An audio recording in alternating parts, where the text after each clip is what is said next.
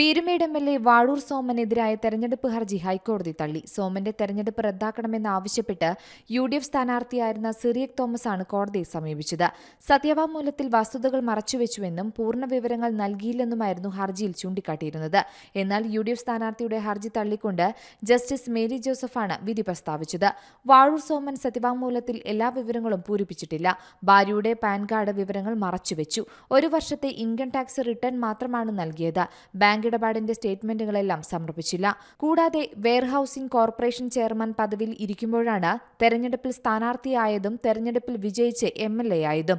അതിനാൽ ഇരട്ടപ്പദവി പ്രശ്നം നിലനിൽക്കുന്നതായി സിറിയക് തോമസ് ഹർജിയിൽ ചൂണ്ടിക്കാട്ടിയിരുന്നു. എന്നാൽ വരണാധികാരിയുടെ അറിവോടെ വിവരങ്ങൾ പിന്നീട് തിരുത്തിയതായും ഒരു കാര്യവും മനഃപൂർവ്വം മറച്ചുവെച്ചിട്ടില്ലെന്നും വാഴൂർ സോമൻ കോടതിയിൽ വ്യക്തമാക്കി. തെരഞ്ഞെടുപ്പ് കമ്മീഷനോടും കോടതി വിശദീകരണം തേടിയിരുന്നു. വരണാധികാരിയുടെ അറിവോടും സമ്മതത്തോടും കൂടിയാണ് സത്യവാങ്മൂലം സ്വീകരിച്ചതെന്നാണ് തെരഞ്ഞെടുപ്പ് കമ്മീഷൻ കോടതിയെ അറിയിച്ചത്. 3 തവണ എം.എൽ.എ. ആയ ഇ.എസ്. ബിജിമോളെ മാറ്റിയാണ് സി.പി.ഐ. വാഴൂർ സോമനെ മത്സരിപ്പിച്ചത്.